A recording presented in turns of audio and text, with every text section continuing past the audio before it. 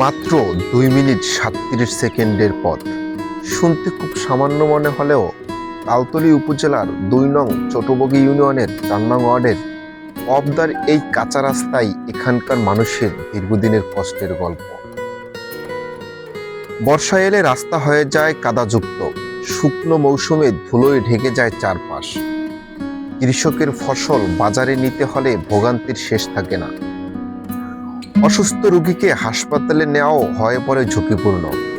ছোট ছোট ব্যবসা গড়ে উঠতে পারে না। যোগাযোগের দুর্ভোগে শিক্ষা ও কৃষি দুটোই পিছিয়ে পড়েছে।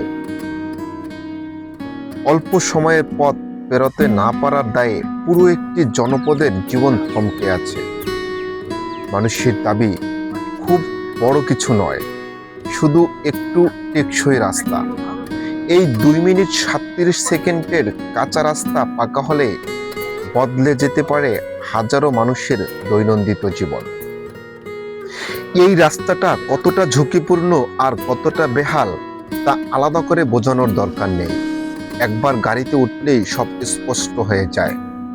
একটু আগলেই তীব্র ঝাঁকুনি, কখনো চাকা দেবে যাচ্ছে কাদায়, কখনো উঁচু নিচু অংশে নিয়ন্ত্রণ হারানোর উপক্রম। যাত্রীদের ভয়ে বুক ধড়ফড় করে, শিশু আর বৃদ্ধদের জন্য পথটা যেন আরো ভয়ঙ্কর।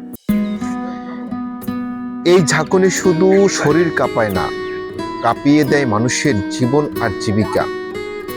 কৃষিপণ্য পরিবহন ক্ষতিগ্রস্ত হয়, যানবাহন নষ্ট হয়, জরুরি সময়ে চলাচল হয়ে ওঠে আরো বিপজ্জনক।